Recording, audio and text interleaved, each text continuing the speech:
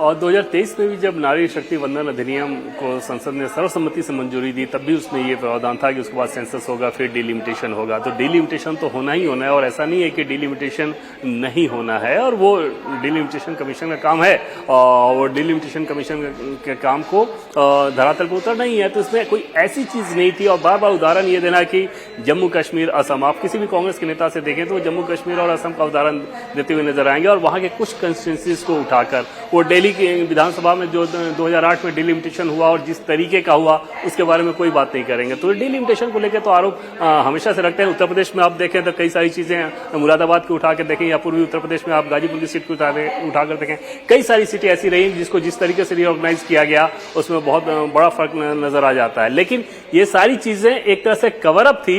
कोशिश ये थी अपोजिशन की कि क्योंकि बीच चुनाव चल रहा है तमिलनाडु में, बंगाल में, अलग से 3 दिन का एक्सटेंडेड सेशन बुलाया गया, यानी कि पिछले सेशन को 3 दिन अभी एक्सटेंड किया जा रहा है। उसमें सरकार ये बिल लेकर आ रही है, तो हम सरकार के साथ कैसे खड़े हो जाएं, कैसे ये दे दे मौका। 2023 में जब पास हुआ था मीनाक्षी, तो उस समय एक चीज और ध्यान रखना चाहिए कि उस समय कम से कम लोकसभा में सीधे सीधे अपोजिशन को ये समझ में आ रहा था कि एनडीए अपने दम पर ये पास करा लेगा, बस महज कुछ सांसदों की जरूरत है जो कि बहुत आसानी से वो मैनेज कर लेंगे। और दूसरी चीज कि 2024 में लोकसभा चुनाव होना था, इमीडिएट इलेक्शन था लोकसभा का, तो उसमें ये खतरा वो नहीं उठा सकते थे कि महिला विरोधी का ठप्पा लगे।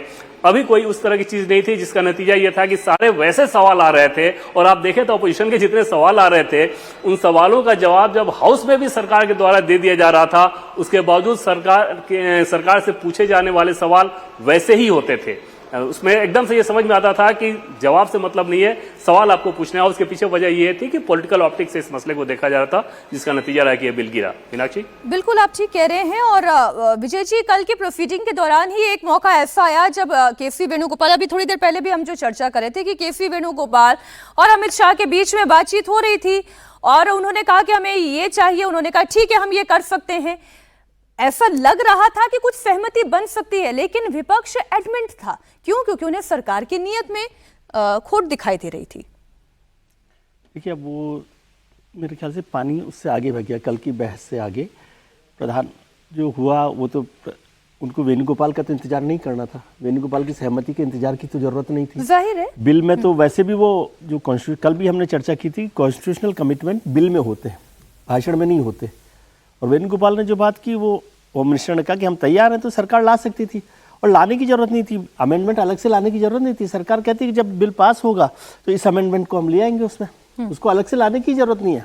कहीं पर जब चर्चा में बिल पास हो रहा होता तो आप उस अमेंडमेंट को रखते और पास करवा लेते, वो इशू नहीं है। प्रधानमंत्री जी का जो संबोधन है वो मैं समझता हूँ वो हेड ऑन है, कि प्राइम मिनिस्टर ने तय किया कि इस इशू पर हम हेड ऑन होंगे, मतलब आमने सामने की लड़ाई कर लीजिए। अब जो हो गया वो तो हो गया, ठीक। हेड ऑन लेना कि भाई आप ये नैरेटिव नहीं चला सकते कि इस सरकार की मंशा इस बिल को पास कराने की नहीं थी, और हम जो भी होगा, जो संभव होगा, जो मुमकिन होगा, जहां तक होगा वहां तक इस बिल को पास कराने की कोशिश करेंगे।